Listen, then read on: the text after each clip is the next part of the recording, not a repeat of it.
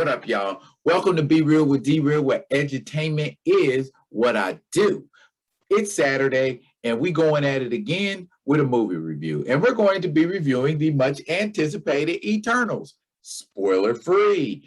Now, before we get off into said review, I need y'all to keep doing what y'all always been doing. Comment, like, subscribe to this page so that you can get alerts when new material comes out, and we can keep pumping me up so that I can be somebody. Now let's get to it. All right. I'm gonna tell you what I like. I'm gonna tell you what I didn't like, and then I'm just gonna give you an overall synopsis in my review. Okay, what I liked first, special effects. Of course, it's a superhero movie, so it's gonna have special effects in it. And what I mean by liking the special effects is that it seems like the special effects department, anyway, has stepped their game up a notch, and everything, looks more believable. A man flying, a man socking the crap out of a big old monster. It looks believable.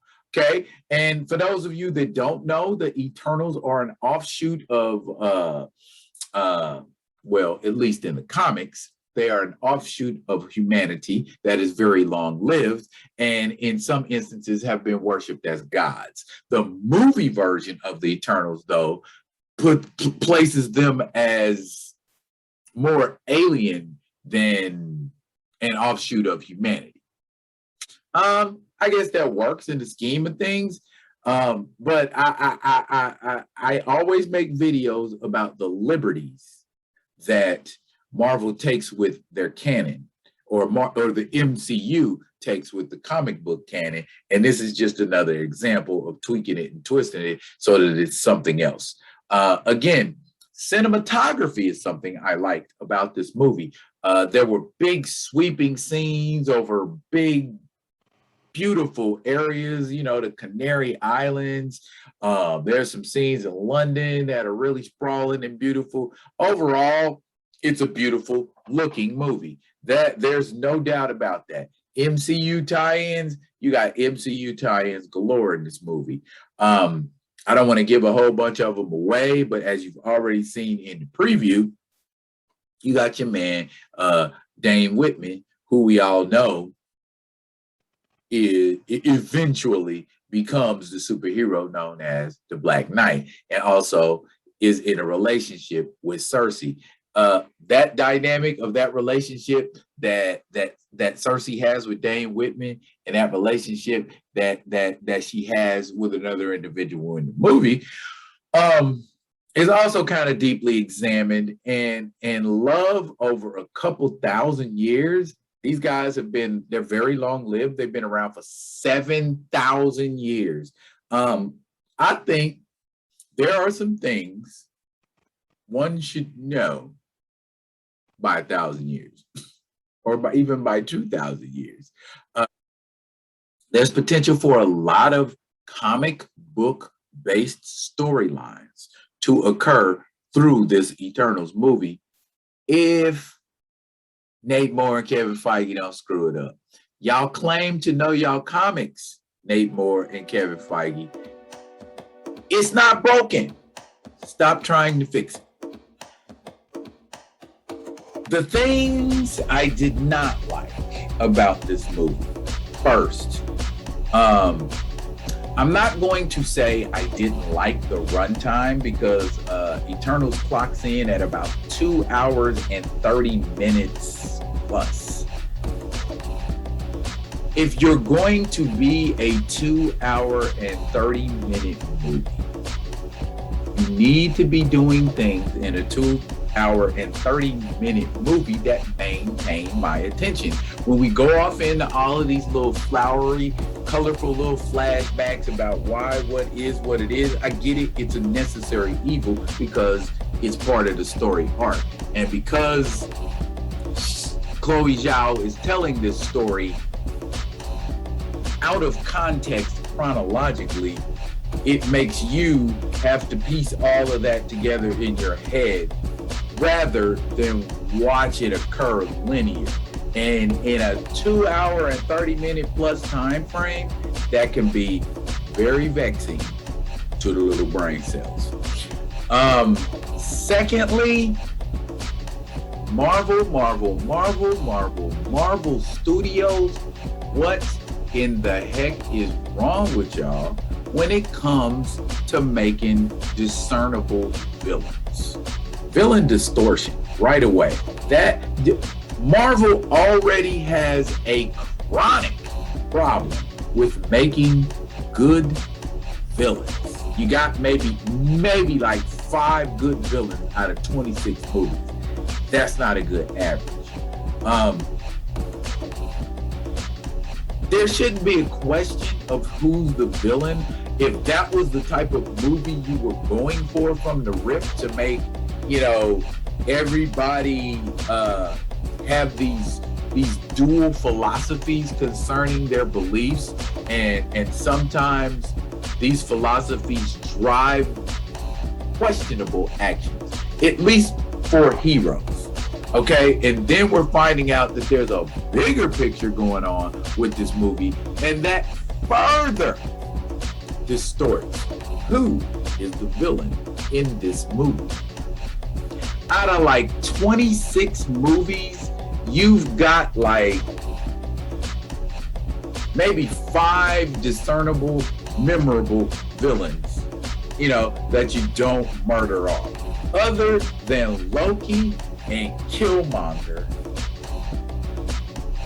name me a memorable Marvel villain. Memorable. Zemo? Whiplash? Ego? You see what I'm saying? If Marvel put as much effort into making believable villains, credible villains, deep layered villains like they do heroes, their movies will be 150% better. Not saying they ain't great. I mean, what they've given us up to this point is great, but Eternals is not hitting that mark when it comes to villains. And then furthermore, I don't want to give too much away, but there's questions about who is the villain in this movie.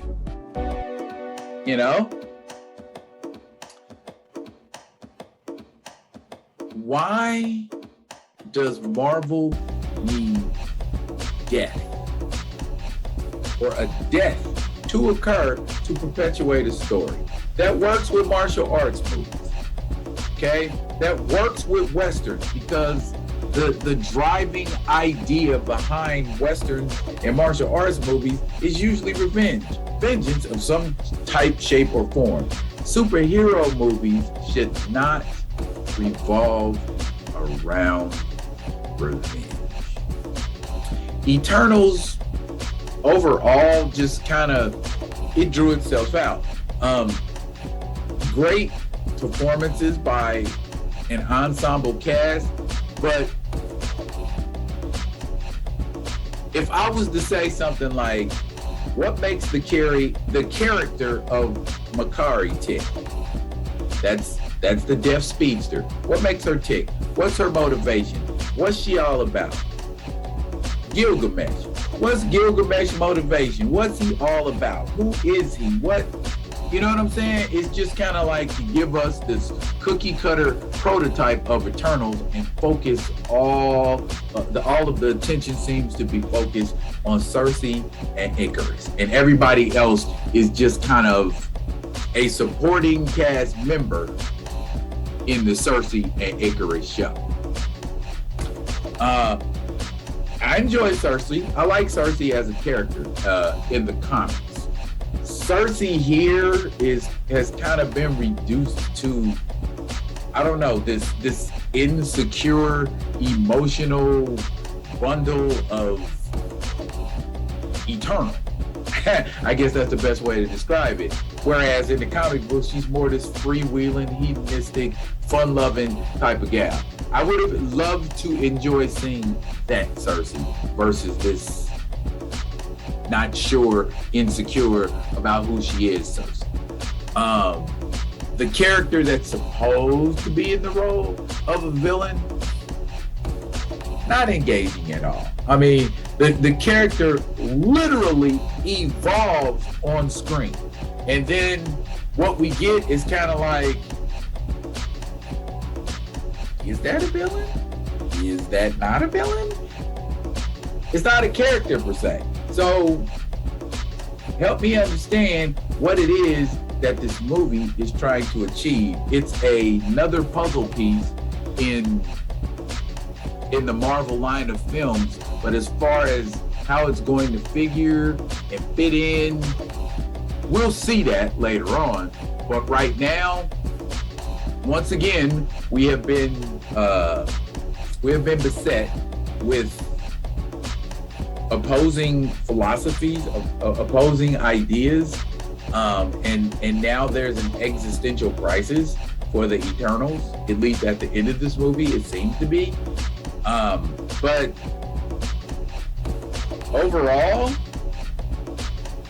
it captured my attention for moments. I found myself dozing off, fooling around, talking to the person or whispering to the person I'm in the movies with, and not, kind of like not really being 100% engaged by the movie. And I feel like that's a failing on the part of the producers, because you decided you wanted to make kind of an art housey, dramatic kind of Marvel movie, and that's cool to do and branch out and see if it works. But to me, it doesn't seem like it does. It was almost like, if you've ever watched those old Sinbad movies, Jason and the Argonauts, those Ray Harryhausen films that had those stop motion characters in them. Okay, they're cool to see and they're interesting, but it's not a character per se. It's there in the movie, but it's not a character per se. Does that make sense? I mean, you can put some pathos in there. You can put some drama in there, but it's a superhero movie, so I expect to see superhero stuff. There are some things I liked about Eternals. There's some things I didn't like about Eternals. Unfortunately, the dislikes outweighed the likes. A lot of MCU tie-ins. I don't want to give a bunch of that away because this is a spoiler-free review, but there are a lot of tie-ins with MCU characters that you may not be expecting. I'll just say to those of you who know your comics, I'm gonna throw a name out there. Jim Starlin. A lot of what Jim Starlin has done is going to figure heavily into the upcoming phase of the Marvel Universe. So I will refrain and suffice to say, special effects, cinematography, MCU tie-ins, and introduction of a bigger universe make this movie worth seeing. But villain portrayal, villain distortion, runtime, common sense, and art house film vibe make this movie not as desirable to view, at least from this reviewer's standpoint. And it's going to become the same kind of movie that Black Widow became. Me personally, overall, I give Eternals like a solid 5.5. It doesn't do what it sets out to do, in my opinion. It's one of those movies that creates more questions than answers. If you want to go out and see this movie, go out and see this movie. If it's nothing else, if you're one of those people that like to keep your Marvel movies linear, then yeah, that's a good outing, to spend like 2 hours and 30 minutes rocking with. But for the most part, didn't do it for me. If you've seen Eternals, Drop some comments about what you think the movie is or was or should have been. If you haven't seen Eternals and you don't plan on seeing Eternals, go ahead and drop a comment anyway. Love to hear from you. Comment, like, and subscribe to the Be Real page so you can get more than just reviews. As I said, entertainment's what I do. Coming back at you with another one of them other ones soon. Until then, y'all be good with each other.